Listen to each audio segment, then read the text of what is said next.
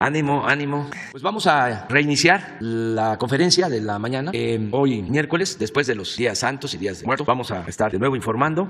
Se van a pasar los videos de las obras que estamos realizando y vamos también a informar sobre quién es quién en las mentiras, porque es miércoles, y un informe sobre la prevención, atención y erradicación de la violencia contra las mujeres, lo que estamos haciendo. Este es un planteamiento que nos hicieron ustedes y es un compromiso de informar. Entonces vamos a empezar con los videos. La Secretaría de la Defensa Nacional informa los avances en la construcción del Aeropuerto Internacional Felipe Ángeles al 3 de noviembre de 2021. En la Torre de Control y Servicios de Extinción de Incendios se continúa con la programación del elevador secundario, así como la instalación de cancelerías en la Torre de Control. En el estacionamiento y terminal intermodal de transporte terrestre se lleva a cabo la aplicación de pintura en los cajones de estacionamiento y señalización, y se continúa con la colocación de paneles en la sala de espera de la terminal de autobuses. En las redes hidráulicas y sanitarias generales se realizan los trabajos de pintura en los tanques de la planta de almacenamiento de agua potable. Asimismo, se continúa con la colocación de recubrimiento en caras interiores en los tanques de pretratamiento y sedimentador en la planta tratadora de aguas residuales número 6. En la terminal de combustibles y red de distribución se colocan las bombas descargaderas de autotanques, los paneles en el acceso monumental y los letreros en los edificios de la enfermería, laboratorio y centro de monitoreo. En las redes eléctricas, voz y datos se efectúa el monitoreo en sistema aislado en gas SF6, la instalación del sistema de puesta a tierra de red secundaria, así como la colocación del transformador.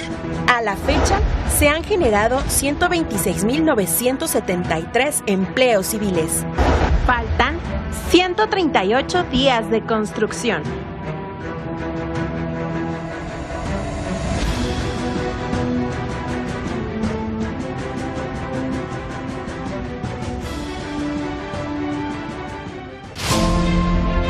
Es 29 de octubre y ya tenemos todo listo, nos hemos preparado para descargar los módulos de las plantas químicas que ya están llegando. Hoy recibimos de Estados Unidos un módulo de la planta de tratamiento de gases. Ve el reporte esta semana.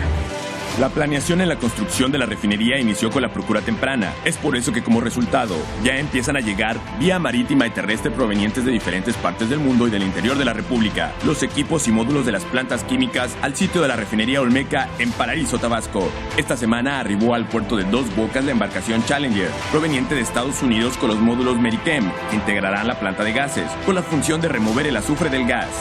De igual manera, en el paquete 1 se recibieron transformadores para las subestaciones de las plantas Combinada y Coquizadora. Al mismo tiempo, se traslada desde Guadalajara, Jalisco, un reactor hidrogenerador de la planta hidrotratadora de naftas. En los paquetes 2 y 3 de la compañía Samsung se avanza en la colocación de diversos equipos en las plantas hidrotratadora de diésel, gasóleos, naftas y la planta reformadora. En el paquete 4, a cargo de Techin, se avanza en las cimentaciones superficiales de la base de hornos, tanques y cuartos de operaciones de cogeneración y en la construcción de las fosas de tratamiento de efluentes. Los racks de estructuras de acero se reportan al 95% de instalación y se inicia con la colocación de charolas y tuberías. Continúa el armado de las torres de enfriamiento. En el área de almacenamiento, se ha iniciado con la colocación de pinturas en los tanques terminados y avanzan las pruebas hidrostáticas, al mismo tiempo que el armado de esferas entra en la etapa final para continuar con las pruebas y pinturas respectivamente. En el área de edificios y contraincendio continúan los trabajos en el detalle interior y en telecomunicaciones se preparan los interiores para resguardar los equipos de voz y datos de toda la refinería que se conectará con toda la red de Pemex. En el cuarto de control central continúa la obra exterior de vigas y vidrios, forrado de espejos de agua y se detallan los muros en el interior. En la construcción del gasoducto, avanza la soldadura de piezas y continúa el tendido en los tramos a lo largo de 62 kilómetros de longitud. Al igual que el acueducto, se han colocado en tierra y agua lingadas de tubería que llevarán el vital líquido hacia la refinería. Continúa el trasplante de plantas de ornato cultivadas en el vivero hacia las áreas verdes de la refinería Olmeca, ubicada en el puerto de Dos Bocas. Reporte de actividades. Avance de obra. Semana 51 de 157.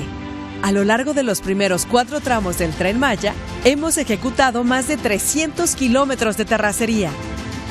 En el tramo 1 en Tenosique, progresamos con la construcción de prefabricados, como el armado y soldado de la estructura de acero de las traves y prelosetas, la cual se ejecuta previa al colado de las mismas.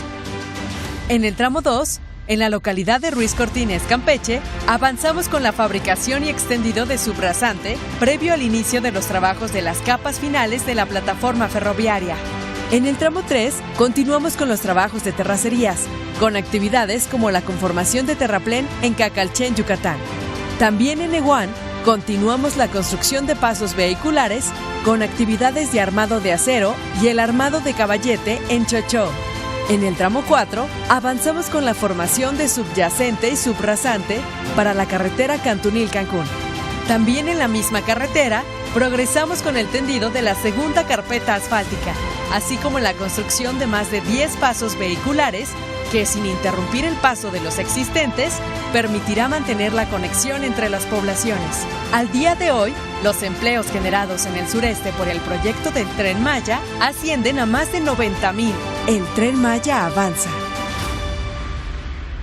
Construcción del Tren Interurbano México-Toluca. Reporte semanal. Vía catenaria y obra electromecánica. Avance 45.4%. Instalación de postes. Se continúa con el armado del sistema de catenaria utilizando vehículos bivial sobre las vías instaladas. Estos vehículos cuentan con plataformas elevables, grúas y herramienta especializada para la colocación de postes, accesorios y tendido de cables. Instalación de vía y canalizaciones. Se continúa con la colocación y nivelación de vía, así como con el colado de los plintos de concreto. Se tiene un avance desde la terminal Sinacantepec hasta el kilómetro 32 en promedio de las dos vías. Se avanza con las canalizaciones sobre los muros laterales de la vía confinada. Esta actividad se encuentra 2 kilómetros adelante del frente de instalación de vía. Tramo 3, 17 kilómetros. Avance de obra 53.3%. Frente 2, Carretera Federal. En este frente ya se tiene el 50% de las losas de compresión coladas y se continúa avanzando en el habilitado y colocación de acero de refuerzo en el 50% restante. Frente 9, tercer cruce de autopista. Se colocaron las últimas 2 traves prefabricadas de concreto en este frente. Estos montajes se realizaron en horario nocturno para minimizar las afectaciones a los usuarios de la autopista México-Toluca. Arteaga y Salazar. Se continúa con el corte de material y estabilización de taludes para el paso del tren interurbano bajo la nueva vialidad. Hondonada-Zagarpa. Se continúa con la construcción de las 2 columnas principales del viaducto en doble voladizo de 220 metros de longitud total en este frente. Estación Vasco de Quiroga. Continúan los trabajos de cimentación profunda para la estación con la perforación, armado y colado de pilas de concreto. Secretaría de Infraestructura, Comunicaciones y Transportes.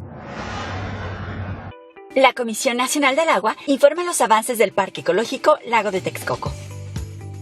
Conservación y mantenimiento del lago Nabor Carrillo. Continúa la conformación y renivelación de los bordos en el lago, así como el dragado al interior y exterior de los canales en la zona noroeste. Se lleva a cabo el levantamiento topográfico en los alrededores del lago y culminaron las acciones de desmonte y despalme del área de trabajo. Ciénega de San Juan, fase 2. Se concluyó el colado de las guarniciones de los anillos que conforman el estacionamiento. Asimismo, continúan los trabajos para la instalación de rejillas en andadores vehiculares y peatonales. Se colocó la capa final de gravilla en los andadores de la Ciénega de San Juan. Terracerías, fase 2. Para la construcción de las islas, se realizó la conformación del terraplén en las plataformas. Continúan los trabajos de reubicación de piezas de concreto para la elaboración de laberintos y zonas lúdicas. Asimismo, se llevó a cabo la liberación de las zonas donde se desplantan las plataformas. También se realizó la colocación de geotextil y geomalla en plataformas, islas, jardín central, barreras rompevientos y brechas cortafuegos.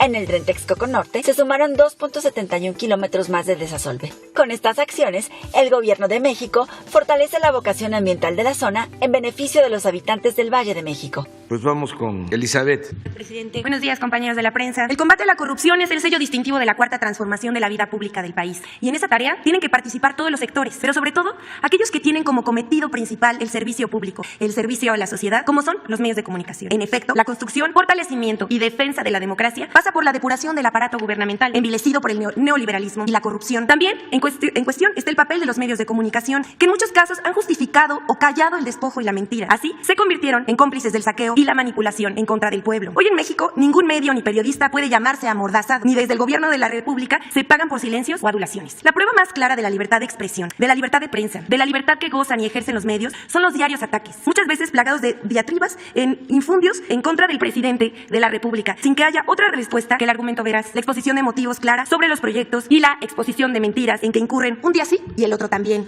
Así que va nuestra humilde contribución en este proceso. Iniciamos nuestra sección. Mentiras para cambiar percepciones sobre la economía y el Aeropuerto Internacional Felipe Ángeles. Los días 27 y 28 de octubre, diversos medios de comunicación publicaron que las acciones de la Bolsa Mexicana de Valores de la compañía Volaris habrían caído tras el anuncio de que volaría del Aeropuerto Internacional Felipe Ángeles hacia Tijuana, Baja California y a Cancún. Entre los principales medios que publicaron esa información fue El Universal, Milenio, MBS Noticias, Reporte Índigo, Eje Central, Latinos, El Economista. Consignaron que Volaris habría perdido 6.41% en la Bolsa Mexicana de Valores. Esta información no es verdad. Desde el pasado 22 de octubre, las acciones de la aerolínea sufrieron bajas. Sin embargo, no solo en el caso de Volaris, sino de otras empresas de aerolíneas internacionales como America Airlines, Delta Airlines y Southwest. También tuvieron tendencias a la baja en la Bolsa Mexicana de Valores. Las razones de este decremento son el riesgo o rebrote de la variante Delta Plus del COVID-19. El 29 de octubre, diversos medios de comunicación y periodistas difundieron información falsa de que cayeron las acciones de la aerolínea Volaris tras anunciar que iniciaría operaciones en el Aeropuerto Internacional Felipe Ángeles. Los datos fueron utilizados de manera engañosa por la coincidencia entre el anuncio de Volaris de que operaría en el Aeropuerto Felipe Ángeles y la tendencia de la industria por COVID-19. El director general de Volaris, Enrique Beltranena, desmintió la información y detalló que después de un amplio análisis concluyó que será viable y más barato volar por el Aeropuerto Felipe Ángeles. Pero como siguen enojados con lo del aeropuerto, por eso inventan medios y periodistas. La siguiente, el colmo de las fake news. No es falso, pero no es verdadero. De cómo inventar un índice y darle difusión hasta que se crea que es verdad. Aquí les contaremos cómo una organización de Estados Unidos coloca a México como uno de los países más corruptos y cómo la difusión de esta calificación se usó para atacar al gobierno de Andrés Manuel López Obrador. Fue toda una operación. Hace 2 semanas, la organización World Justice Project, Proyecto Justicia para el Mundo, publicó su índice de Estado de Derecho en México 2020-2021, según el cual nuestro país aparece entre los 5 países más corruptos del mundo, detrás de Uganda, Camerún, Camboya y el Congo. El informe coloca a México en el lugar 135 de 139 países evaluados. En América Latina y el Caribe, México aparece en el último lugar. Y desde ese momento no pararon en difundir en medios y en redes sociales, repitiendo el dato de la corrupción a la menor provocación, citando a comentaristas, conductores, analistas, académicos, periodistas y opositores. Pero ¿de dónde salió este índice multicitado? ¿Cómo se elaboró? ¿Y quién lo financió? El índice de Estado de Derecho en México se elabora desde hace 3 años, casualmente, al mismo tiempo que López Obrador llegó a la presidencia de la República. En 2018, el World Justice Project evaluó a 133 países y colocó a México en el lugar 92. Un año después, en 2019, la organización evaluó a 126 países y colocó a México en el lugar 99. Y en 2020 pasó al lugar 113 de 139 en el índice general. Primero comentamos el dato más escandaloso. México cayó 9 lugares. Al respecto, los lugares de México han variado porque cada año se incorporan nuevos países al estudio. Para 2020, el World Justice Project incluyó 13 países más, casi los mismos lugares que México se movió en la lista. Así que ese dato tan celebrado no es digno de ser tomado en cuenta. En segundo lugar, el índice no es un estudio exhaustivo, es el resultado de la consulta a un pequeño grupo de analistas, empresarios, organizaciones patronales, académicos, organizaciones no gubernamentales, que en casi todos tienen animadversión hacia el gobierno del presidente Andrés Manuel López Obrador. Aquí vemos a los colaboradores. Por ejemplo, hay gente de Coparmex, Transparencia Mexicana, el INCO, México Evalúa, la Universidad Anáhuac, la Escuela Libre de Derecho, Cinépolis y Proyecto México Posible, entre otros. Entre los especialistas que ayudaron para la conceptualización y elaboración del índice del Estado de Derecho en México, pueden observarse a personajes como Edna Jaime, de México Evalúa, Juan Pardinas, del INCO y director del periódico Reforma, y Ana Laura Magaloni, del CIDE. El índice de Estado de Derecho en México es patrocinado por el World Justice Project, organización estadounidense fundada en 2006 por el abogado y empresario William Polrick, que durante casi 25 años fue el principal asesor legal de la compañía Microsoft en diversas polémicas mundiales. La World Justice Project, que tiene oficinas en Washington, Seattle, Singapur y México, se presenta como una organización sin fines de lucro y cuenta con el apoyo de 21 aliados estratégicos. En México, la World Justice Project apoya a diferentes organizaciones como México Evalúa, Causa en Común, la Red Quinte Poder, incluso a instituciones como el Tribunal Electoral del Poder Judicial de la Federación. Así, el estudio de opinión, que coloca a México como uno de los 5 países más corruptos, está financiado por una organización estadounidense y los especialistas consultados son esencialmente opositores del gobierno. La oficina del World Justice Project en México es dirigida por Tim Kessler, quien ha sido consultor del Banco Mundial y jefe del programa de competitividad de México en la USAID, una organización vinculada al Departamento de Estado de Estados Unidos, que de acuerdo con periodistas de distintos países tiene un perfil intervencionista contra los gobiernos que no se alinean a las políticas de Estados Unidos. De acuerdo con testimonios de personas que han trabajado en la World Justice Project, en esta organización, lejos de estudios económicos y sociales imparciales, se llevan a cabo productos informativos, montajes y producciones para hacer ensombrecer al gobierno que encabeza López Obrador. El World Justice Project ha celebrado convenios de difusión con el consejero presidente del INE, Lorenzo Lorenzo Córdoba, quien incluso ha presentado como si fuera propio el estudio. El índice del Estado de Derecho, World Justice Project, también tiene acuerdos con gobernadores opositores como Diego Sinue Rodríguez de Guanajuato. Mediante una compleja red de colaboraciones con diferentes personajes de la vida pública, el World Justice Project ha logrado abrir espacios para encabezar foros, conversatorios y mesas de análisis para difundir la idea de que México es un Estado fallido. Al observar el directorio del World Justice Project en México, se puede constatar que sus principales investigadores no son reporteros, periodistas ni académicos destacados, sino productores y directores de cine. El abogado del ITAM, Roberto Hernández, director del documental Presunto Culpable, es el investigador senior de la World Justice Project y representando a la organización estadounidense suele ofrecer conferencias al lado del empresario Gustavo de Hoyos, expresidente de la Coparmex, para difundir el trabajo de esta asociación. Isa Guerra, directora de producción de la World Justice Project, carece de experiencia en temas de corrupción, rendición de cuentas, pero por otra parte ha sido destacada productora en películas y series taquilleras como Cantinflas, Club de Cuervos y No Manches Frida. Como puede constatarse, detrás del índice del Estado de Derecho en México 2021 están organizaciones y personajes que militan contra López Obrador. Quienes han difundido este informe son medios y periodistas y políticos como Claudio X González, Felipe Calderón, entre otros. Les vamos a dejar aquí las notas y los tweets que difundieron este índice. Así se construyen los golpes mediáticos contra el gobierno de la 4T, con la idea de manchar poco a poco el prestigio del gobierno con información falsa. Pero ya la gente no se deja llevar por esas informaciones. Hasta aquí la sección de hoy. Muchas gracias. Con su permiso, señor presidente, muy buenos días, tengan todas y todos ustedes. Estamos aquí esta mañana para dar cuenta de las acciones que se han realizado en el Grupo Interinstitucional para la Protección Integral de Mujeres y Niñas y desde la Secretaría de Seguridad y Protección Ciudadana en la prevención, atención y erradicación de la violencia contra las mujeres. Por eso están aquí mis compañeras del gabinete Nadine y Fabiola, que forman parte de este gabinete. Ahora ellas también tienen una presentación respecto de estos temas. Como primera secretaria de Seguridad del país, tengo no solamente la encomienda del señor presidente de México, sino la convicción y el compromiso de trabajar para que las mujeres y las niñas tengan una vida libre de violencia en nuestro país. Sobre la situación de la violencia contra las mujeres en el país, podemos decir que en septiembre pasado tuvimos una disminución de 63% en los casos de feminicidio de mes a mes respecto a agosto de este año. Fue el septiembre con menos feminicidios en lo que va de ese gobierno. En cuanto a violencia familiar, también se reporta una disminución de 12.9% en septiembre, en comparación con el máximo histórico de este delito registrado en mayo de 2021. Desde el gobierno federal damos continuidad a las acciones de prevención y sanción para que este tipo de conducta siga a la baja. En este año se han abierto 1,277 carpetas de investigación por violación, es decir, 28.7% más que el año anterior. Seguiremos trabajando para que este y otros delitos se denuncien, se judicialicen y se castigue a los responsables.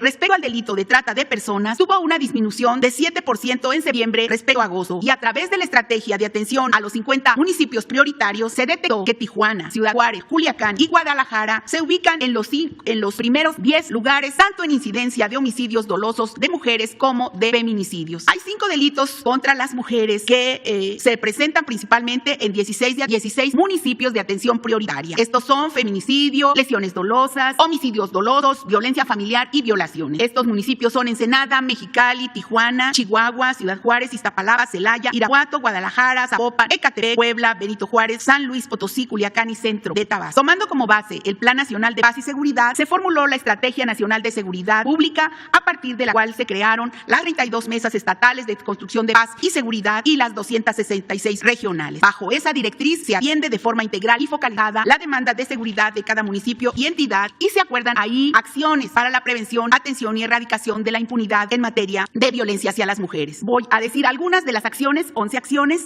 hay más, pero para brevedad. 1. Con la participación de autoridades de los 3 órdenes de gobierno a fin de hacer cumplir la agenda estratégica para la prevención, atención y reducción del rezago en el acceso a la justicia. 2. Con la asistencia también de representantes de las oficinas para la atención de las mujeres en las mesas de paz, con el propósito de la revisión de las carpetas en donde hay feminicidios. Son las propias abogadas mujeres quienes están yendo a las mesas de paz a revisar las carpetas de manera que las autoridades les demos seguimiento y evitar la impunidad. También se diseñó e implementó una guía técnica de incidencia para atender la violencia contra las mujeres, para aplicar en las mesas y posicionar los casos de violencia contra las mujeres para la atención y resolución. En este tema fueron capacitadas 120 secretarias y secretarios técnicos de las mesas del 25 de marzo al 4 de mayo. También se tuvieron reuniones con 728 alcaldes eleros a quienes expuso la incidencia de violencia contra las mujeres en sus municipios, y se presentan las acciones prioritarias de la Secretaría de Seguridad para atender la problemática y también enseñar a las autoridades autoridades municipales a reportar los casos rápidamente para ser atendidos. También se realizaron distintas acciones de profesionalización y capacitación en materia de violencia contra las mujeres. Ahí han participado en este año 130.923 personas servidoras públicas de los 3 niveles de gobierno, 55% de las cuales son elementos de seguridad estatales y municipales. También se impulsa el conocimiento y la aplicación de 2 protocolos, el Nacional de Actuación Policial para la Atención de Violencia de Género y el Protocolo Nacional de Coordinación Interinstitucional para la Protección de Niñas. También se firmó un convenio con la Secretaría de Desarrollo Agrario, con la SEDATU, para poner en marcha el proyecto Territorios de Paz Caminemos Unidas, a través de la cual ellos están generando espacios seguros para mujeres y estamos también ahí en la prevención de los delitos. Otra cosa, el uso de la tecnología, que está generando nuevas formas de violencia y que afectan fundamentalmente a mujeres y niños. Por eso se elabora la ciberguía y ahí estamos hablando mucho de la ley Olimpia y de las actividades que no se deben realizar sin consentimiento de las mujeres en redes sociales o en sitios de internet. Otra es la atención de la violencia contra las mujeres. Hay que decirlo, recordarlo, se requiere siempre la participación, el apoyo de todas las dependencias para prevenir y erradicar esa violencia. Claro que como gobierno estamos reconociendo siempre el derecho de las mujeres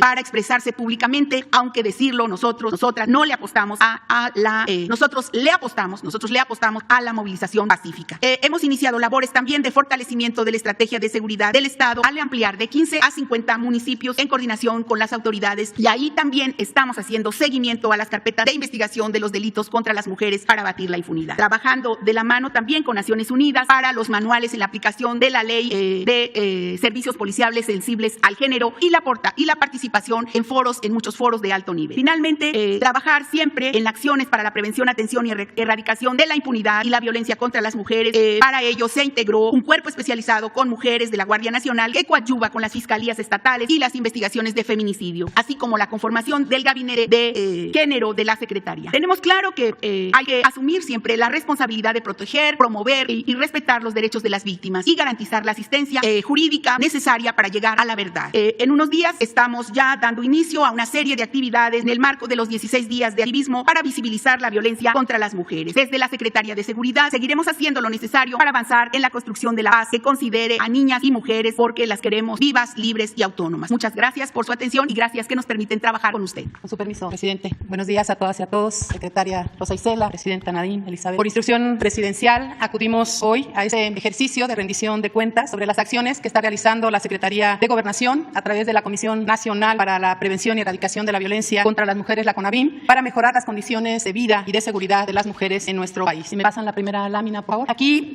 podemos ver e informar que durante la administración del presidente Andrés Manuel López Obrador se han invertido poco más de 300 millones de pesos en los centros de justicia para las mujeres. Se trata de la mayor inversión que ha dedicado una administración federal para este tipo de centros. Gracias a la colaboración con las autoridades estatales, hoy contamos con 56 centros en todo el país. Este año simplemente se inauguró San Luis Potosí y Uruapan, Michoacán, y gracias a esta red, en lo que va del año, se han atendido a 174,000 mujeres, es decir, todos los días, en promedio, 580 mujeres acuden a recibir atención psicológica, asesoría legal, médica, a poner una denuncia, a capacitarse para el empleo, etcétera. Informar que están por concluirse los centros, como podemos observar, en Gómez Palacio, Durango, en Cuauhtémoc, Chihuahua, y en Piedras Negras, Coahuila. Y además ya se están construyendo los centros en Escárcega, Campeche, en la Magdalena Contreras, en San Luis, Río Colorado y en Tlaxcala, para dar un total de 63 centros de justicia para las mujeres. Quiero aprovechar este importante espacio para decirles a las miles de mujeres que nos escuchan que se acerquen, que pidan ayuda, que acudan a los centros de justicia, que la violencia no es normal y que estamos obligadas a brindarles protección y seguridad. Por otra parte, en la siguiente diapositiva podemos observar y decir primero que las alertas de violencia de género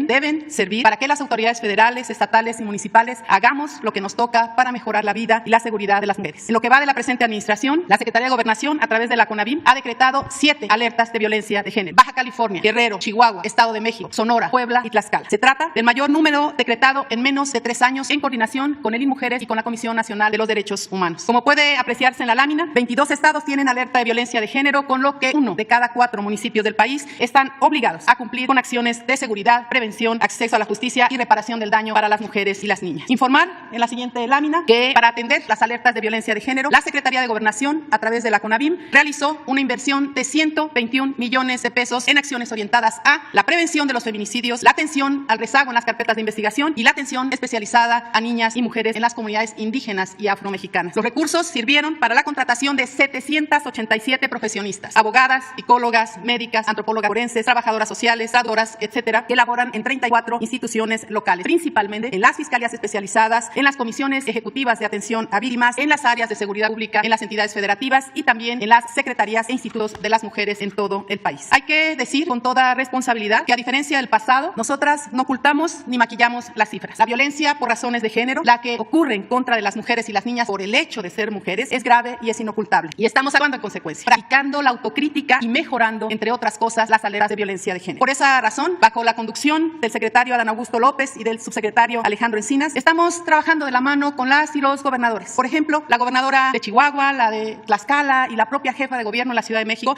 encabezan personalmente esta tarea. Con los gobernadores de Jalisco, Nuevo León, Sinaloa y Sonora, acordamos recientemente reforzar el mecanismo de alerta de violencia de género e involucrar a todos sus gabinetes en esa misión. Finalmente, informar que contamos con un sistema de monitoreo que nos permite, en coordinación con la Secretaría de Seguridad, que encabeza la secretaria Rosa Isela, y las fiscalías de los estados, identificar los casos de violencia contra las mujeres y las niñas. En lo que va del año, en la CONAVIM hemos atendido a 594 víctimas y sobrevivientes de violencia, más de la mitad por violencia sexual y física. Hemos atendido 34 casos de feminicidio y 7 de tentativa de feminicidio. Entre los que hemos atendido, nos han conmovido e indignado los feminicidios infantiles. Algunas de las víctimas de entre 1 y 2 años de edad, en 2 casos por agresión sexual, uno a manos del padre biológico y otro a manos de un tío. Ciertamente, hay temas que nos incomodan como sociedad, que no nos atrevemos a denunciar. 9 de cada 10 violaciones a las niñas ocurren al interior de los hogares y en su entorno más cercano. Y no se denuncia por miedo, por desconfianza a la autoridad o por pena. Y el mensaje debe ser muy claro. No habrá impunidad en esos delitos. Contamos para eso con la responsabilidad y el compromiso. Esperamos contar con la responsabilidad y el compromiso de las y los jueces para que colaboren en el combate a la impunidad. Y si me permite, señor presidente, proyectaríamos un video sobre el funcionamiento de los centros de justicia para las mujeres.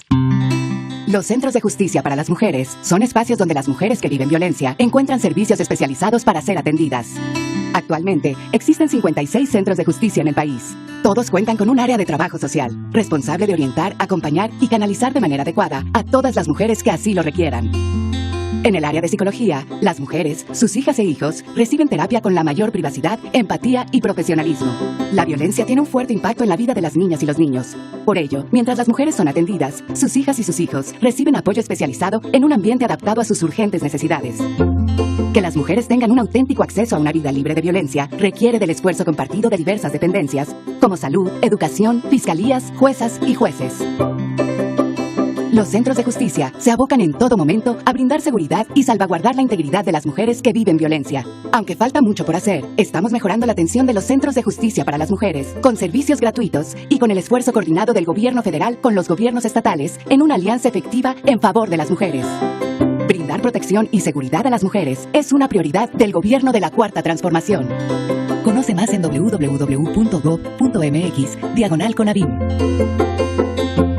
Gobierno de México. Buenos días, con su permiso, señor presidente. Buenos días a todas y todos. Sabemos que la violencia contra las mujeres es una cuestión cotidiana en la vida de nuestras mujeres y niñas y que su origen está en la desigualdad y la discriminación. Y hoy más que nunca, todos los sectores de la sociedad estamos trabajando para garantizar igualdad de género en todos los espacios públicos y privados. Y sabemos, y lo hemos dicho las tres, lo decimos todos, no es suficiente, pero estamos trabajando y estamos trabajando cotidianamente para erradicar la violencia contra las mujeres. Y es muy importante entender que la violencia contra las mujeres no es un problema exclusivo de las mujeres y que la violencia contra las mujeres no solo limita el potencial de la mitad de la población, sino que afecta el desarrollo del país en su conjunto. Por eso es tan importante que todas y todos nos involucremos en prevenirla y para eso necesitamos cambiar los patrones socioculturales que promueven estas desigualdades. También tenemos que reconocer, la siguiente por favor, que la Cuarta Transformación ha sumado a las mujeres como nunca antes al proceso de transformación nacional y lo hacemos siempre poniendo en el centro a las mujeres que están en situación de mayor vulnerabilidad, es decir, a las mujeres pobres, a las mujeres indígenas, afromexicanas, rurales, y que por eso son las principales beneficiarias de los programas prioritarios y estratégicos que tienen como objetivo brindar oportunidades y garantizar el acceso a derechos de las mujeres y las niñas, accesos a mejor alimentación, a trabajo, a educación, y todos estos factores son factores protectores de la violencia. 58% de las beneficiarias de los programas prioritarios y estratégicos son mujeres y niñas, 55 millones. La siguiente, representan, por ejemplo, el 57% de jóvenes construyendo el futuro y 68% de las más de 15 millones de becas Benito Juárez son para las niñas. Por otro lado, para construir la igualdad y avanzar más rápido, con medidas más contundentes y escuchando las necesidades de las mujeres, estamos creando los cimientos de un sistema nacional de cuidados que libere el tiempo de las mujeres para que puedan tener acceso a trabajos remunerados mientras sus seres queridos están cuidados, tienen servicios que les ayuden a mantener su autonomía y estar con integridad. Porque las mujeres quieren ver y además son un factor de protección para ella, para que puedan vivir vidas libres de violencia. También estamos trabajando en su empoderamiento económico. Es muy importante identificar las formas específicas de violencia contra las mujeres para erradicarla, pero también es una forma esencial de reconocer que estamos transformando la vida de las personas. Solo si las mujeres tienen acceso a sus derechos humanos será posible que tengan una vida digna, no solo las mujeres, como ya lo dije, pero todo el pueblo. No hay nada más valioso que la vida, que la libertad, la seguridad, y ese es el propósito último de las políticas públicas de prevención de violencia contra las mujeres. En el marco del grupo interinstitucional al que hacía alusión la secretaria, estamos trabajando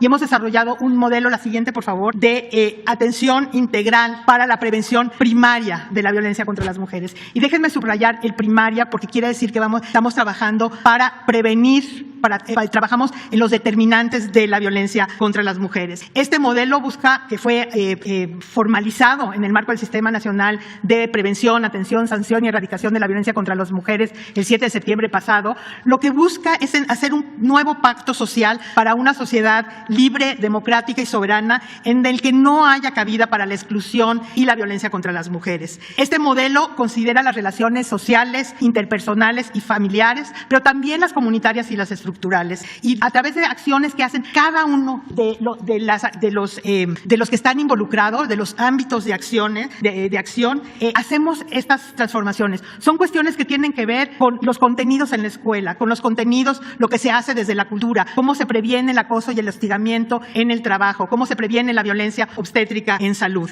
La idea es promover estrategias donde participan de manera articulada la federación, los estados, los municipios, pero también y especialmente las comunidades. Y vamos a estar haciendo muchas acciones en el marco de este modelo de prevención primaria para dejar de contar, para que ya no haya violencia, en el marco de los 16 días de activismo a los que hizo alusión la secretaria Rosa Isela. Una segunda estrategia que estamos haciendo, la siguiente por favor, es la estrategia para el acceso a las mujeres al derecho agrario. Esta estrategia es muy importante porque históricamente la lucha por la defensa del territorio ha sido emprendida por las mujeres, en su mayoría mujeres indígenas y rurales, que se dedican al cultivo, cuidado y preservación de la tierra y de los recursos naturales y que encabezan también los procesos organizativos a nivel de las comunidades. Sin embargo, este trabajo tiene muchas dificultades y una de ellas, que es esencial y que es determinante, es que las mujeres no tienen certeza jurídica en materia de propiedad de la tierra. Y esto es un tema esencial en el marco de la Cuarta Transformación. Por eso, desde el IMujeres, en coordinación con la Procuraduría Agraria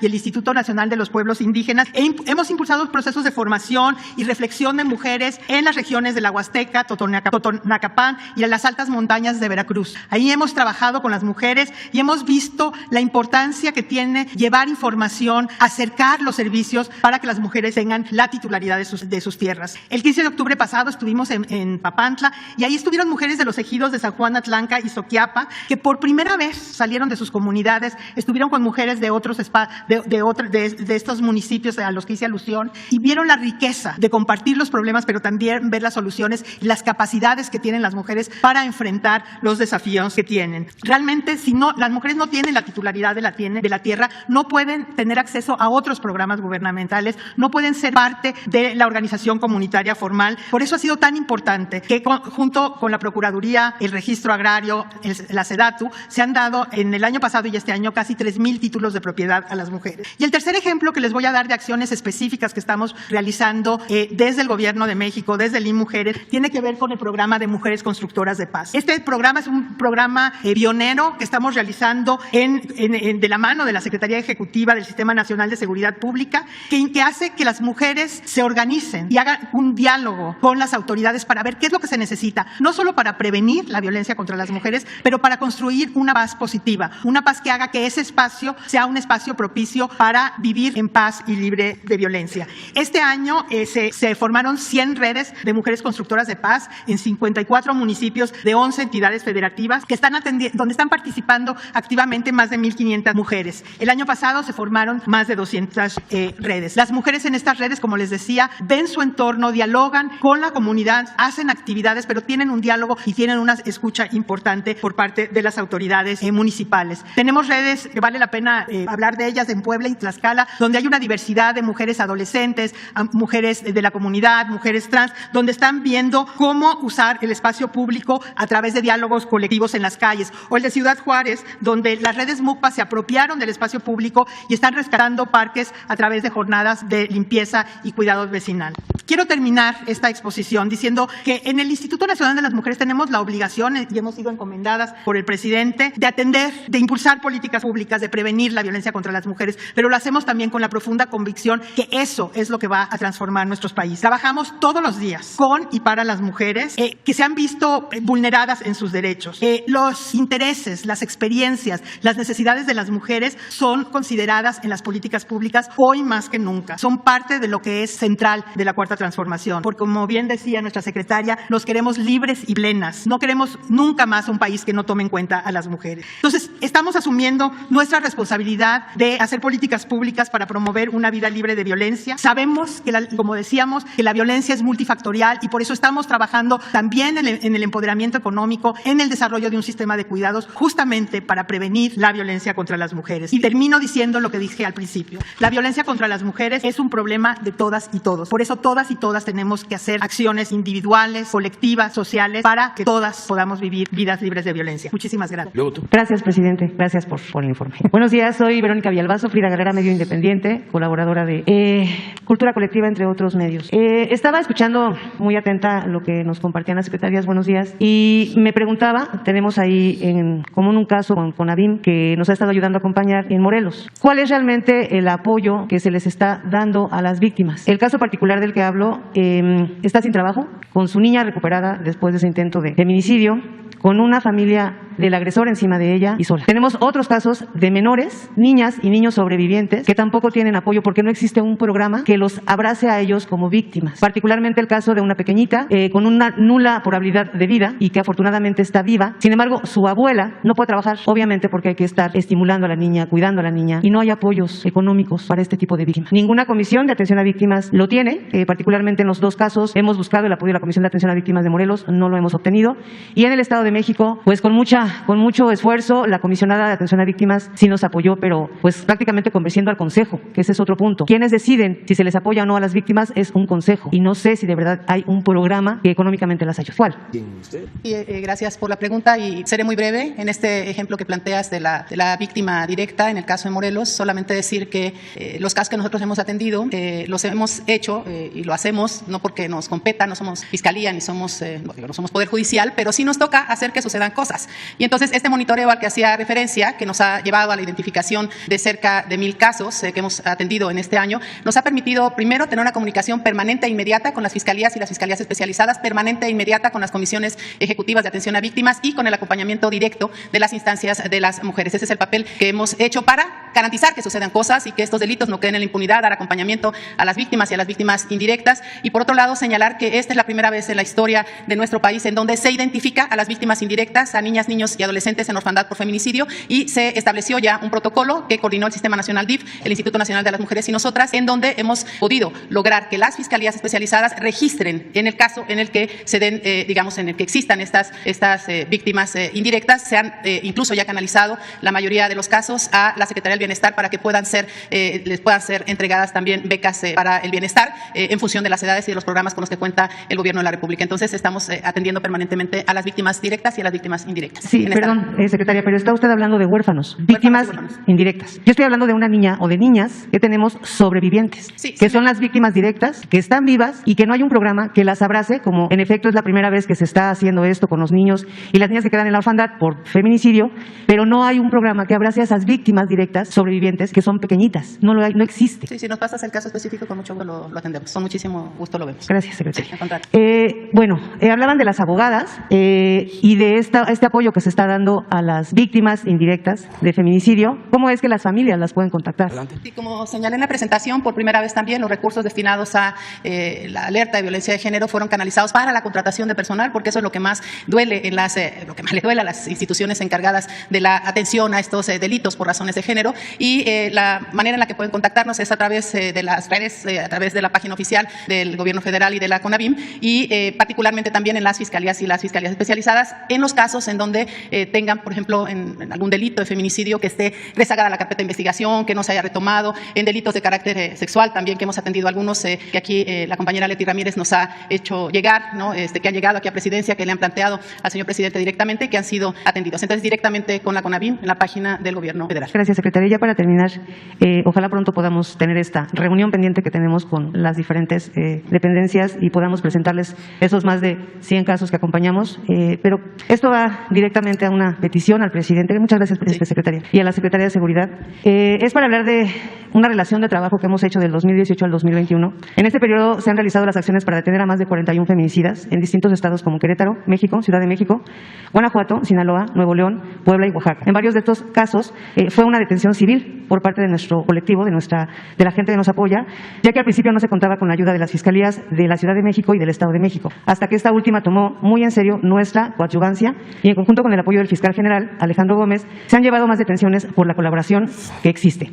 Dentro de estas detenciones se encuentran dos mal llamados monstruos, quienes en realidad eran feminicidas seriales, que gracias a la labor de colaboración entre la ciudadanía, que somos nosotros, y la Fiscalía del Estado de México se logró su detención. En otras acciones se ha logrado la detención civil de más de 6 acusados de delito de homicidio y feminicidio en contra, obviamente, de menores. En este periodo también las investigaciones de este colectivo, que es Las Voces de la Ausencia, acompañados de Frida Guerrera, y en conjunto con el subsecretario de Gobernación, Alejandro Encinas, se llevó a la captura del principal sospechoso de la desaparición de los 43 normalistas de Ayotzinapa, Ángel Casarrubia Salgado, el Mochón. En coadyuvancia se han llevado hasta las autoridades judiciales más de 71 delincuentes, pero nuestro equipo de investigación está tras 27 feminicidas que están escondidos y en algunos estados y otros en Estados Unidos, como ya lo habíamos comentado. Sería importante, para poder detenerlos, que las autoridades federales, concretamente la Guardia Nacional, nos apoyara para no entorpecer los procesos que llevan los inculpados. Preferiríamos que las autoridades acepten nuestra coadyuvancia para que pudiera abrazarse un poco más el tema de ya no más impunidad, obviamente siempre con la única finalidad, presidente, secretarias, de que esto se termine. Muchas gracias. Muy bien. Pues es cuestión de que con Rosa Isela se ponen de acuerdo, ¿sí?, para ver cómo ayudamos o seguimos ayudando. Muy bien. Muy buenos días, presidente. Ramón Flores, del Centinela Informan, de Humanoid de Inglaterra, y funcionarias que la acompañan. Este es un caso grave también de mujeres que le voy a presentar. Presidente, hace 1 año y medio le dimos a conocer aquí el caso de Claudia Sánchez Mayorga, que la antigua Procuraduría General de la República la metió a la cárcel desde el 2013 en el reclusorio de hombres en Nayarit, embarazada. Le quitaron la matriz, le quitaron a su hija y no tiene sentencia a la fecha. Es una presunta responsable. Quien realmente la metió a la cárcel a Claudia fue la supuesta defensora de mujeres, Teresa Ulloa, que resultó no tener ni cédula profesional, pero informó que lleva 99 casos en los tribunales federales con la Fiscalía General de la República y que el presidente Peña la postuló como pedagoga a la Comisión de Víctimas. La víctima Claudia tiene 2 cédulas profesionales, la que está presa, una en administración y otra en profesora, pero está en la cárcel. Teresa Ulloa recibió recursos federales de Indesol y locales que están en total opacidad. Manipuló a supuestas víctimas y a funcionarios de la Procuraduría General de la República y del Poder Judicial solo para cobrar 4.2 millones de pesos. También está involucrado Santiago Enrique Rolando, que era un policía federal corrupto, sembraba drogas y armas a sus víctimas, ya está tras las rejas, pero en su informe del 2013 a la Procuraduría General de la República dice que Claudia era manager. ¿Eso es delito o cómo se sustenta ese dicho? Ahora, se le ocultan los expedientes a la víctima e inclusive su historial médico del CFRSO de Nayarit, donde fue torturada. En un momento más le voy a entregar los documentos, presidente, que acreditan la investigación. Presidente, la pregunta es, ¿estaría de acuerdo que Asuntos Internos de la Fiscalía General de la República investiga a los ministerios públicos y si el subsecretario Alejandro Encinas le puede dar una audiencia a quien la víctima determine y con los datos que le estoy entregando se puede investigar a través de la UIF a la Secretaría de la Función Pública y la Fiscalía General de la República a Teresa Ulloa? ¿Y podría usted apoyar a la víctima para que le entreguen su expediente para que tenga una debida defensa? Sí, entréganos la información y le vamos a pedir a Alejandro Encinas que hable con los familiares, con los representantes de quien está detenida y que se revise su caso y si hay violación de derechos humanos se castigue a quienes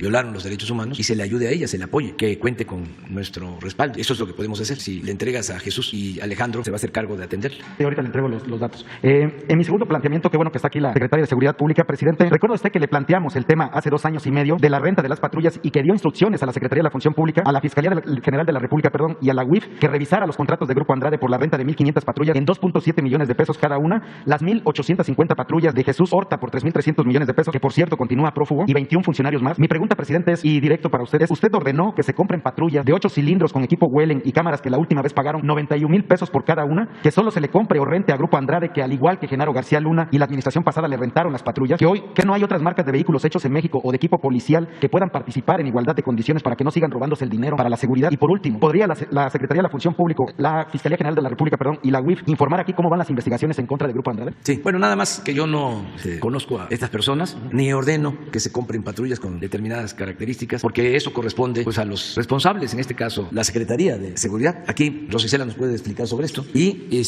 decir que no se permite la corrupción. Porque aquí tengo el contrato, si quieres se lo entrego directamente a la secretaria. Ahora mismo, pero sería bueno que explicara. De las observaciones o las cuestiones que tuvieron que ver, las investigaciones que tuvieron que ver con la parte anterior, está en manos de la Función Pública o de la Fiscalía General de la República. Eso sigue su curso, no corresponde a la Secretaría esa parte. Digamos, tampoco corresponde a la cuestión de la Ciudad de México. Quiero ser muy clara al respecto. De lo actual, efectivamente, este año se hizo una licitación pública en donde participaron 16 empresas, quedaron unas finalistas. No tengo de memoria por cuánto fue esa licitación, pero sí efectivamente se requerían 4,000 vehículos. No hay en el mercado. Usted puede investigar en todos lados que no hay en el mercado. La licitación se hizo con el acompañamiento correcto de la Función Pública, el órgano interno de control, y la decisión no es de la Secretaría, es, digamos, de un grupo de servidores públicos, incluidos los de la Guardia Nacional, que adquirieron estos vehículos. Pero en ningún caso lo puedo decir que fue un proceso opaco, fue un proceso abierto, público, transparente, por lo que se refiere a la última licitación. También decir que pues no hubo 4,000 vehículos que se buscaba comprar para este año, solamente hubo 1,000. No hay en el mercado camionetas, camiones, etcétera, quizá en el 2022. Hay otra empresa que dijo, aparte de la que resultó favorecida, que entregaba las patrullas, que eran las que se tenían en el mes de julio, si no mal recuerdo. Sí, entonces tomamos la decisión de no esperar 8 meses, sino de adquirir las que estaban a más bajo precio, que estaban en el mercado y que las entregaban este mismo año. Porque la otra pues era quedarnos sin las patrullas hasta el mes de julio, hasta el año que entra. Entonces sí, esa es nuestra responsabilidad. Hacer procedimientos claros, transparentes y con el acompañamiento y la vigilancia de la Función Pública todo el tiempo. Entonces, pero está a consideración de cualquier ente la revisión de este y de todos los contratos. Todo lo que nosotros realizamos está a revisión de todas las autoridades competentes. Ok, ahorita le entrego el contrato. Y por último, presidente, hacerle un planteamiento, porque usted ha dicho que la calumnia cuando no mancha tizna, ¿no? Nosotros le hemos estado pidiendo derecho de réplica a La Silla Rota, que por cierto es uno de los medios que más se dedica a calumniar. Y esta pregunta va para Jesús Ramírez, porque La Silla Rota hace 3 meses escribió una columna calumniando a un compañero que está aquí, que es Hans Salazar, a Lord Molécula y a un servidor, Ramón Flores del Centinela Informa, diciendo que usted nos paga 200,000 pesos por hacerles preguntas a modo. Entonces yo le quiero hacer la pregunta directamente a Jesús, gracias a que no tenemos el derecho de réplica de Silla Rota, si en algún momento el equipo del Centinela Informa o un servidor me le ha acercado o insinuado a solicitarle algún apoyo, pues que lo diga, porque dicen que la mentira se mata diciendo la verdad de frente, y por eso le quiero hacer la pregunta a Jesús, porque nosotros jamás le hemos solicitado un solo centavo a su gobierno, señor presidente. Gracias. No, lo han solicitado ustedes y también nosotros no repartimos sobres. Ya no hay chayote, se acabó con el cultivo del chayote para sobornar. Se cultiva mucho chayote en Veracruz, que sí, conozco zonas chayoteras en Veracruz y en otras partes. Además, el chayote es muy sano, es un buen alimento, no contiene grasas, es muy saludable. Más que nada tiene líquidos, agua, básicamente, ¿no? Y es muy sabroso, suculento el chayote. Pero el que se le daba a los periodistas ya no se entrega. Entonces es una calumnia. ¿Qué es lo que pasa? Se está llevando a cabo una transformación en México y se está acabando con la corrupción. Se está desterrando la corrupción. Por eso es una vil calumnia lo del periódico Reforma. No hay que molestarse, hay que entender el fenómeno. Había una banda de malhechores que dominaban en México, tenían tomado el gobierno y eran influyentes, pseudo intelectuales, dueños de medios de información, periodistas, una pandilla de rufianes. Entonces, como ya no hay chayote, pero no se permite, que eso es lo que más les molesta, el atraco, porque no tenían límite, se dedicaban a robar, a saquear. Estoy hablando de los de arriba, de los que yo llamo delincuentes de cuello blanco. Entonces ahora están muy molestos. El Reforma pues es un periódico que protege a la oligarquía de México, a los traficantes de influencia. Es el principal protector del padre de la desigualdad de México moderno, Carlos Salinas de Gortari. Entonces trae una campaña en contra de nosotros. Pero no es solo el Reforma, pues es el Universal, que también recibía dinero del gobierno, bastante. Es Krause, es Aguilar Camín. Hablas de La Silla Rota y es un programa del Financiero, del Universal. La otra La Silla Roja, porque también el Financiero pues es lo mismo. O sea, aquí acabamos de hablar ahora de estos patrocinadores, ¿no? Que sitúan a México como el país más corrupto del mundo, algo exagerado, ¿no? Por completo, cuando nos hemos dedicado a erradicar la corrupción. Pero se menciona a un patrocinador, a Ramírez, que era el de los grupos empresariales, se llama Hombres de Negocios, ¿no? Consejo Mexicano de Negocios, es ese, ¿no? Sí, él tiene créditos en Nacional Financiera. O sea, toda la promoción económica financiera para sus cines pues fue apuntalada por el gobierno con estos créditos. Hablamos del Financiero, $100 millones de crédito, y así, todos. Ese es su enojo. Entonces ustedes pues no tienen nada de qué preocuparse. Saben que lo más importante de todo es tener la conciencia tranquila. Imagínense cuántas cosas, ¿no? Me cuestionan, cuántos insultos, pero igual que los insultos son las bendiciones, ¿no? Ahí nos vamos. Pero lo más importante, repito, es la conciencia de uno. Si Y Krause sale a decir de que es el país, México, con más fallecidos por COVID. Pues es una mentira, pero uno lo explica porque Krause canasteaba, o sea, vivía del gobierno. Ahora ya no vive del gobierno, está recibiendo dinero de Bimbo, de Oxxo, de Coppel, también de Ramírez, etcétera, etcétera, etcétera, igual que Aguilar Camín. Entonces, no se preocupen, así es esto. Ahora que fue el encuentro sobre medio ambiente, criticaron que por qué no asistí. Pues estuvo en mi representación y lo hizo muy bien Marcelo Ebrard, y no van a reconocerlo, pero ¿qué fue lo más significativo de ese encuentro en la Gran Bretaña? Fue la firma, sí, para sembrar árboles. A ver, para que se enojen, ¿de dónde creen que salió esa idea? De Sembrando Vida. Y un dato adicional, porque también ahí están, ¿no?, pendientes, que no había firmado México el programa de reforestación. Si el programa lo propusimos nosotros. No sé si les diste a conocer la carta que le envié al presidente Biden sobre la visita del señor Kerry antes de este encuentro. A ver si hoy se las entrega, porque estoy ahí proponiendo una estrategia en cuanto a la protección del medio ambiente y que no pase desapercibido que México es el país del mundo con el programa más importante de reforestación. No hay ningún país en el mundo que esté invirtiendo $1,300 millones al año para reforestar. $1,300 millones al año. Además, si se busca proteger el medio ambiente, lo que hay que hacer es tomar decisiones, actuar, no es discurso. Ya aparecen esas cumbres como las de Davos. ¿Se acuerdan las cumbres de Davos de los tecnócratas y neoliberales? Donde iban a plantear de que las reformas estructurales eran la panacea, que el modelo neoliberal nos iba a salvar. Entonces ahora ya no es Davos, ahora son estas cumbres. Pero al mismo tiempo están los países más poderosos aumentando la producción de petróleo. Al mismo tiempo que están llevando a cabo estas cumbres para la protección del medio ambiente, para enfrentar el cambio climático, están planteando incrementar la producción, la extracción de petróleo. Y luego llegan todos en aviones particulares. Se llena de aviones. Estaba Europa llena de aviones. De puro mandatario, jefes de Estado. Está como los que cuidan de la llamada sociedad civil, a la vaquita marina, son famosos y llegan en sus yates. Ustedes saben que de todos los vehículos, medios de transporte, los que más contaminan son los barcos. Entonces ya basta de hipocresía y de modas. Lo que hay que hacer es combatir la desigualdad monstruosa que hay en el mundo. Esto es lo que voy a hablar ahora que voy a la ONU. No voy a llevar el avión presidencial. Bueno. Buenos días, señor presidente. Buenos días a todas y a todos. Mi nombre es Diego Elías Cedillo, de Tabasco Hoy, Campeche Hoy, Quintana Roo y Diario Basta en la Ciudad de México, de Grupo Cantón. Señor presidente, antes que nada me gustaría preguntarle cómo se la pasó ahorita que estuvo en estos días de guardar en Tabasco, y en lo particular si pudo usted desayunar o comer tamalitos de chipilín propios de la zona del sureste tabasqueño. En paralelo a esto, presidente, me gustaría hacer énfasis en un caso reciente en estos días, que fue el lamentable hecho donde falleció, donde perdió la vida el actor Carlos Octavio Caña, paisano tabasqueño, el cual ocurrió en unos hechos bastante polémicos o muy curiosos, ¿no? Porque incluso el gobernador del estado, Alfredo del Mazo, no se ha pronunciado puntualmente al respecto de apoyar a la familia. Con base en esto, presidente, también el padre del joven tabasqueño pidió que si se podía esclarecer este caso. En consecuencia, presidente, me gustaría preguntarle también cuál sería la posición de su gobierno al respecto de este tema, ya que ha causado mucha polémica y mucho dolor en todo el país. Gracias, presidente. Bueno, estuve en Palenque los días santos, los días de muerte. Es una tradición estar cerca de nuestros difuntos, y estuve también pendiente de lo que pasaba en el país. No se puede uno desatender, tiene uno que estar atento. Hubieron 3 casos, esto del joven que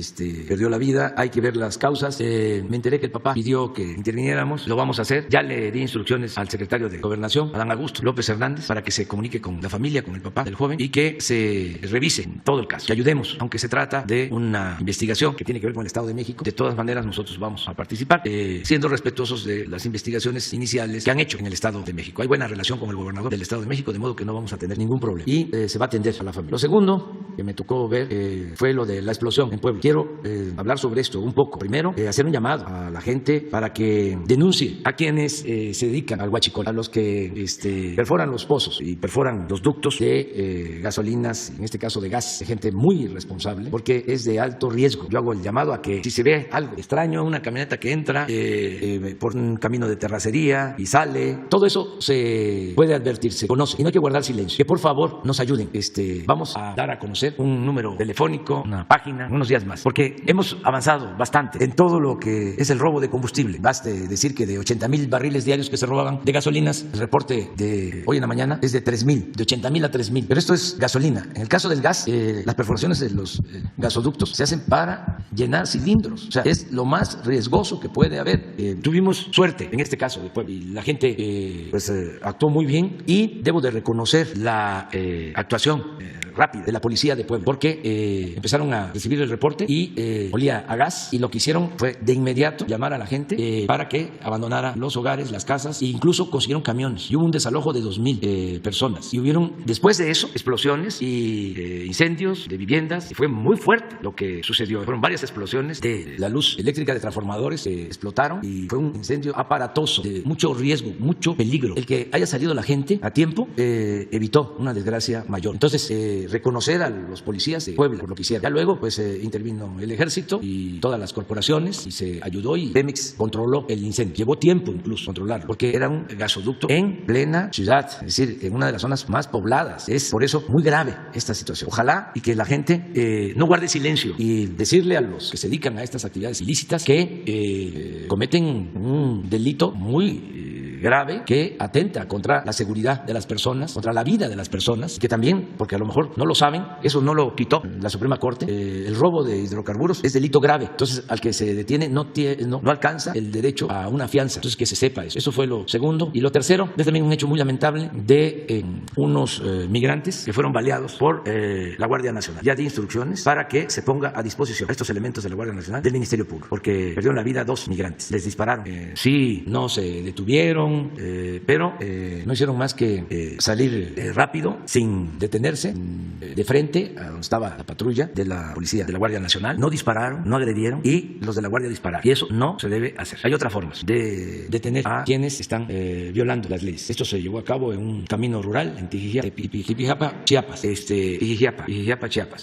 Pudieron haberlos detenido más adelante, cerrándoles el paso, sin tirar. Entonces, son cosas que se están viendo y pues vamos a seguir pendientes. Ya estamos en actividad plena. Regresamos ayer, todavía me dio tiempo de ver el béisbol, no me gustó mucho el resultado, pero bueno, en abono a lo que pasó ayer en el béisbol, me dio mucho gusto por Soler, cubano, que sí tiene poder, sí bacanea. ¿Pudo terminar sus discursos en Palenque, presidente? Sí, ya tengo los borradores, son 3 discursos, bueno, avancé en 2, el de la ONU y el del 20 de noviembre, el aniversario de la Revolución Mexicana. Me falta el del día 1 de diciembre, que va a ser aquí en el Zócalo de la Ciudad de México. Están invitados todos. El día 1 de diciembre cumplimos 3 años en el gobierno y vamos a informar. También aprovecho, porque creo que lo puedo hacer, no lo van a prohibir, pero hay que participar en la revocación del mandato. Todo el pueblo. ¿Sí puedo decirlo? Sí. ¿No puedo? Que todos participemos en la revocación del mandato. ¿Es sí o no? ¿Sí o no? Sí, que continúe el presidente. No, que renuncie. Y que todos participemos. Porque los conservadores son demócratas cuando les conviene. Entonces no quieren participar y van a llamar a que la gente no participe. Pero yo creo que es un buen ejercicio porque no solo es aplicarlo ahora, en marzo, sino ya quedó establecido en la Constitución. Hacia adelante se va a tener que estar aplicando cada 3 años. Se le va a preguntar al pueblo, que es el soberano, que es el que manda. ¿Quieres que continúe el presidente o que renuncie? Eso permite que el pueblo tenga siempre las riendas del poder en sus manos, que se cumpla cabalmente con el espíritu del artículo 39 de la Constitución, de que el pueblo tiene en todo momento el derecho de cambiar la forma de su gobierno. Esa es soberanía popular, esa es la esencia de la democracia. Entonces, todos, si consideran que hay muchísima corrupción, que es como dicen los conservadores, que estamos en los últimos lugares en el mundo, que México es de los países con más corrupción, que hay más corrupción ahora que cuando Salinas, más corrupción que en los sexenios anteriores. Entonces, hay que cambiar al presidente. ¿Para qué? Aguantar un presidente corrupto. Para afuera, a Palenque. Presidente, y ya por último punto, aprovechando también que presentaron el tema de la agenda de género y del combate en los crímenes de género en particular, valga la redundancia, con base en el nombramiento que usted hizo de la primera secretaria de Seguridad Pública en el país, me gustaría preguntar, presidente, ¿cuál es la estrategia que tiene la Secretaría de Seguridad para tener todo un equipo en tema de equidad de género? Porque se ha dado y se ha comprobado que ya no es un tema solo de hombres el que se pueda atender los problemas de seguridad en el país, sino que tiene que haber paridad en este punto. Entonces, presidente, me gustaría hacer énfasis en este tema, cuál es la estrategia que maneja la Secretaría y a su vez aprovechar la presencia de la secretaria para exponer una denuncia ciudadana que me estuvieron haciendo en varias ocasiones con respecto al titular de Protección Federal, Manuel Espino, en atención a que varios cadetes han salido del colegio o de la academia donde se forman y no han tenido oportunidad de tener empleo una vez que egresan de esta institución. Entonces, presentar estos 2 temas, presidente. Muchas gracias. Bueno, la primera cuestión sí tiene que ver con el equipo de trabajo, que por fortuna en México hay paridad en el gabinete de seguridad. Pocos países tienen esa posibilidad de que en las principales carreras del gabinete del gobierno de México somos mujeres las que estamos al frente de los asuntos. Educación, economía, la cuestión del medio ambiente, seguridad, energía, en fin, somos muchas compañeras las que estamos al frente. Se me irán algunas, pero también trabajo, por supuesto. Esa es una parte importante porque la mirada es una mirada de mujeres hacia los problemas de las mujeres en general. Y para la inclusión precisamente de las mujeres, de sus problemáticas y también atender escuchar cuáles son las principales ideas que tienen para mejorar México. Esa parte que es fundamental. La segunda es que hay un programa de trabajo en todos los lugares que incluye a las mujeres. En todas las instituciones hay una inclusión hacia los programas, aquí lo vimos, hacia los programas sociales que en su mayoría adoptan a las mujeres, digamos, en cuanto a la inclusión. La tercera cuestión, evidentemente que tiene que ver ya con los resultados específicos a 3 años. Nosotros sí podemos ir viendo la cuestión de la transversalidad de todas las dependencias que incluyen en sus programas mujeres. La otra, sí, efectivamente, ya son los programas específicos de cada una de las mujeres. En el caso nuestro, sí tenemos que incluir la parte de la protección a las mujeres y para eso hay un gabinete, digamos, un gabinete que atiende todos los días las denuncias en las diferentes mesas de trabajo de los gabinetes de seguridad estatales y regionales. Son 266 y ahí se incluyen fundamentalmente todos los temas de violencia hacia las mujeres. Entonces, hay equipo, hay programa y también hay resultados. Decir, finalmente, respecto del otro tema que usted señala, que efectivamente hay un grupo de cadetes que salieron y que no han sido contratados. Nosotros esperamos que esta semana ya quede totalmente resuelto ese tema en Protección Federal, precisamente porque demoró un poco la situación de la contratación y ya hemos tomado cartas en el asunto personalmente y se resolvió el problema de la autorización de las plazas en Hacienda. Digamos, esperamos que esta semana sean llamados aquellos cadetes que requieran este trabajo. Por supuesto que es una orden atender y además muchas dependencias están requiriendo los servicios de Protección Federal para la vigilancia y cuidado. Eso sería. Mañana tenemos mañana exposición de... entonces una más. Sí. He tenido contacto con su esposa. Hoy me escribió un mensaje para usted. Freddy López Arevalo creía en usted, presidente. Y lo mataron. Aquí tengo publicada. Yo me escribí con él por Facebook en los días más recientes y él estaba muy preocupado. Él combatía también la corrupción como usted y señalaba nombres a personajes de San Cristóbal de las Casas, presidente. Aquí está el mensaje de una mujer y lo mataron en la oscuridad y por la espalda, al lado de sus criaturas que hoy están desvalidas. Gabriela, su esposa, teme por su vida, por la de sus hijas. No basta con una patrulla, no basta con un mecanismo que no son los tiempos del mecanismo, no son los tiempos del periodista, presidente. Por favor, es el mensaje que ella le da con mucho dolor y con mucha angustia. Presidente, quiero decirle que mi esposo creía en usted, lo apreciaba mucho. No se perdía una mañanera y mi día a día era pasarle su café para que estuviera con usted hasta el final y comenzar su día. A mi esposo lo mataron de la manera más cobarde, en la oscuridad y por la espalda. Él no se merecía eso, es un excelente padre, es un excelente amigo, es un excelente compañero y en verdad él creía en usted, en que las cosas pueden mejorar. Y así lo hacía donde quiera que íbamos y así le enseñó a sus hijos siempre a hacer el bien, a donde quiera que fuéramos a tratar de mejorar las situaciones de la gente de las comunidades en Chiapas y en muchas partes del país. Aquí están los nombres, presidente, que señaló en sus últimos 2 reportajes. Uno tiene que ver con Jerónima, la exalcalde de San Cristóbal de las Casas, Jesús Carmona, Miguel Ángel de los Santos. Él lo señalaba como misos, alcahuetes, de estar en asociación delictuosa. Y el más reciente, presidente, él señaló que Mariano Díaz Ochoa, el alcalde reciente, se había ya desprendido de 2 bandidos. Eliezer Jerez Rosales, esposo de Valeria Santiago, líder del Partido Verde Ecologista ahí en Chiapas, presidente, y de un hombre llamado Carlos Perola de los Chuchos, Narciso Ruiz, quien controla el mercado de los ambulantajes y los baños públicos, presidente, y que son recursos millonarios los que se arrojan. ¿Quién lo mató, presidente? Lo mató la corrupción. Yo también temo por mi vida, presidente. Hemos estado buscando audiencia con Claudia Sheinbaum porque tengo 2 casos de carpetas de investigación donde están coludidos todos los ministerios públicos y un fiscal en particular, presidente. Quisiera yo tener esa audiencia para presentarles a mujeres que viven solas, que son mujeres víctimas y que están siendo revictimizadas, presidente. Que en paz descanse mi compañero y también otro compañero, fotógrafo de Guerrero, que ayer encerraron la costa, la costera Miguel Alemán, presidente, nos están matando, presidente, somos una suerte de trapecistas sin red. El mecanismo, Alejandro Encinas acaba de anunciar que están en pláticas con el Congreso de la Unión para darle mayor fuerza, mayor potencia. Yo también le sugería a usted, presidente, al inicio de su gobierno en esta mañanera, le pedí que por favor, si hay subastas, hay compañeros que ya no están con nosotros físicamente, sus mamás, sus hijos, ¿por qué de estas subastas no les dan dinero? El 93% de los casos están impunes, presidente. Ya no podemos permitir, no somos cifras, no somos números, somos seres humanos que lo único que estamos haciendo es arrojar luz para que vea la gente cómo corren las cucarachas, presidente. Muchas gracias y disculpe la intervención de esta manera. No, muy bien. Vamos a dar respuesta a la viuda, a los huérfanos y vamos a investigar y atender el caso para que no haya impunidad en lo que corresponde a este periodista de San Cristóbal de las Casas y también en el caso de Guerrero y en todos los casos. Vamos a que Rosa Isela nos dé un informe de esto lo más pronto posible y todo nuestro apoyo, nuestro cariño a los familiares de los periodistas que pierden la vida. Es una situación muy lamentable porque el periodismo en los pueblos, en los estados, en los municipios es muy riesgoso, desgraciadamente. Aquí aquí, como se decía antes, las banquetas son más anchas, allá son muy angostas, allá se topa, que denuncia, se puede encontrar con la persona señalada en ese mismo día. Entonces sí hay muchos riesgos y vamos nosotros a seguir ayudando, apoyando, protegiendo. Es parte de la descomposición que tenemos que ir enfrentando y yo espero que esto vaya mejorando porque ya no hay tolerancia ni para la corrupción, no hay tolerancia para la corrupción. Son mal vistos los corruptos, están siendo estigmatizados los corruptos, ya no es como antes de que se les aplaudía a los corruptos y que el gobierno era parte de la corrupción, sobre todo el gobierno federal. Ya eso ya no existe y no hay impunidad en general para nadie.